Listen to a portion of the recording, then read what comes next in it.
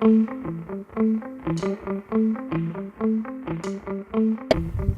everyone, and welcome to this edition of Tee It Up Grand Strand. I'm your host, Shan Coughlin, out here at the beautiful Cape Fear National Golf Club with my new good friend, Mr. Blake Valand. How are you doing? I'm doing pretty good. How are you doing? Well, I'm doing well. I mean, how can we not? It's January. The sun is shining. Course looks to be in great condition. It is. We're in great shape. We're looking forward to a really good year. 2015 was great. 2016 is going to be even better. I know. Happy New Year, by the way. Happy New Year. So one thing I'm excited to talk to you about, and we're going to talk about the course a little bit and get to that, but when the temperatures go down a little bit, my scores always seem to go up. One of the reasons is I don't like to play in a jacket, but you know, that's here nor there. You still have to stay a little bit warm. But you're going to give us a tip today about hitting out of dormant Bermuda. Correct. All right. Correct. So out here, y'all have the Bermuda in the roughs. Correct. And fairways, but bent grass greens. Bent grass greens. We do overseed the fairways, so that does help. But sometimes you're not in the fairway or around the greens. You might be in the Bermuda rough, and that's dormant. So we got to play that shot a little bit different. We want to come up with some different ideas that might make it a little bit easier to hit that shot. Wait, so people don't always hit it in the fairway? No, unfortunately. Unfortunately. That's what keeps us in business. That's right. Now, before we get to the actual tip, do you give lessons out here? I sure do. Yes, ma'am. All right. And so what is the best way for people to learn a little bit more about that and what you do? And I just want you to share that with everyone. Yeah, you know, I've been here at Cape Fear National for about a little over a year now. I was at another club before that. I've been giving lessons for about 7 years now. I kind of have my own unique little style. I like to keep it easy, smooth, and fun. Not complicated. Golf's not hard. We just make it difficult. So we do. You know, the easiest way to get up with me is either to call the golf shop or you go on our website. There's a little bit of information about myself on there. Okay. You can always email me, that kind of thing, and I can get in touch with you and we can figure out when we can get together. Perfect. Okay, so their website, folks, is www.capefearnational.com. Correct. All right, capefearnational.com. We're going to post that as well. And if you are out there listening on one of our many radio apps, we certainly appreciate that. But at some point, head over to thegolfdirector.com, click on the streaming media file, look for the January update for Cape Fear, because you are definitely going to want to see this. All right, let's get to the tip. Then we'll come back and tell people a little more about the course and how they can actually come out and play as well. Yeah, absolutely. Just a few things real quick. We're going to talk about short game around the greens. A lot of different options. Like we were talking about playing out of the Bermuda rough, we want to play it a little differently. Tend to be a little wetter this time of year. The grass is dormant, so it's kind of hard to get spin on the golf ball. Okay. So we want to try and hit these shots the easiest way possible. You know, whatever club that is in your bag that you feel the most comfortable with. Most people go straight to their sand wedge, which is my go-to as well. However, that may not be the best shot to hit out of the Bermuda rough. The club may slip a little bit. It may go underneath the ball, and we don't get the shot that we want. So we want to look at some other options, you know, maybe go to a pitching wedge or maybe even a hybrid and hit it more like a putt. So those are the kind of shots I want to talk about a little bit today. All right, yeah, I was noticing you had some different clubs, so I'm going to take your microphone and we'll keep sharing with people what you're doing.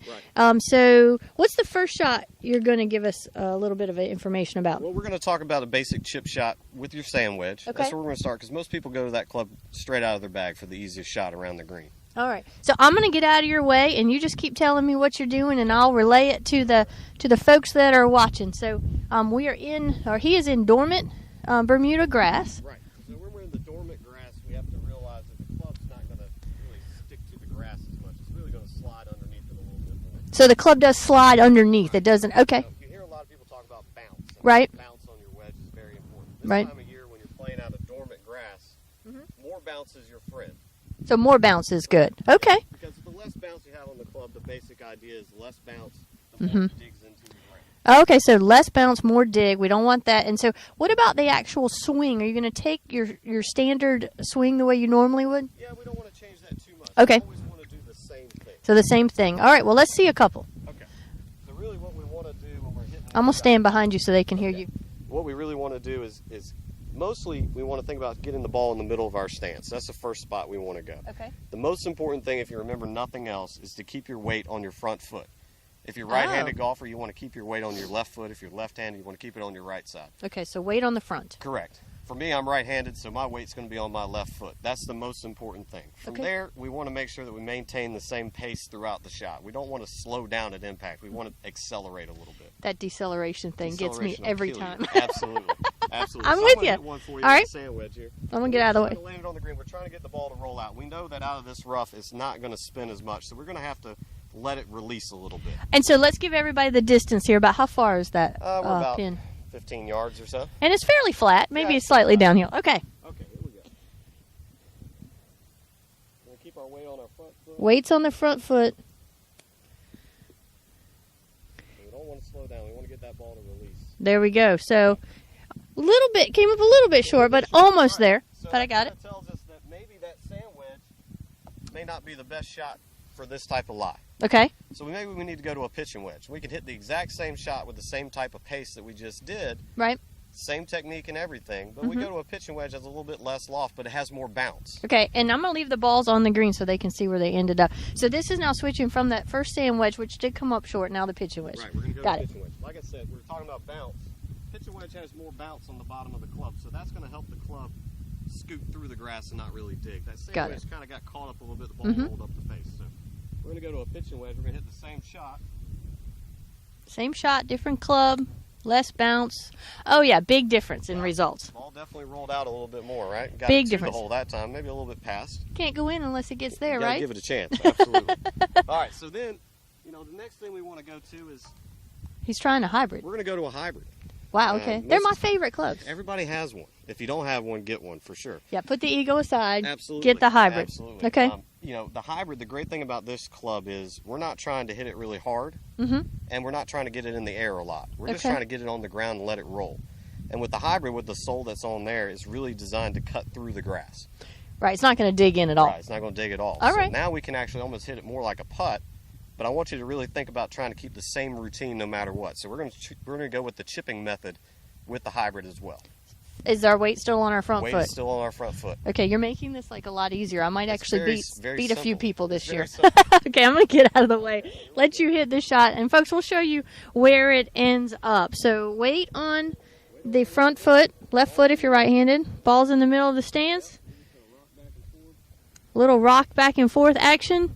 And I would pay for that result every time It rolled a little far, but that's in a okay. little condition. Hey, like I said, you can't make it in unless you are at least to the hole. Absolutely. So, what do you feel like the biggest challenge is for people out of this kind of grass? Is it that they choose the wrong club? Yes, Okay. absolutely. They try and hit the same shot they hit that they see guys on TV hitting.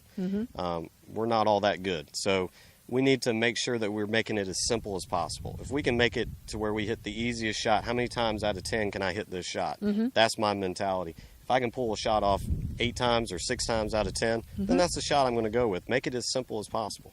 Well, I could not agree more. Blake, thank you so much very for welcome. your time You're today. very welcome. Folks, we are out here at Cape Fear National, located in Leland, North Carolina. Absolutely. But we're only about, 5 miles south of Not Wilmington? far, just right across the bridge. So if you're headed to the Myrtle Beach area, the Grand Strand, it's on your way in and out of town, but only about an hour outside of the main part of Myrtle Beach, so it makes for a nice excursion. Absolutely. Great little towns around here. Yes, So now you're actually from this area, correct. so you would have a little insider knowledge Yeah, too. absolutely. Downtown Wilmington's a great place to go. There's a lot of good restaurants down there. Go down there and have a good time. Have to hit you up. What's your favorite one? Ooh, that's hard. I see. That's I have to hard. put people on the spot Uh, at least once. I couldn't give you You an couldn't answer give right me now. one? They're all really good. All right, something a little easier. Favorite hole out here?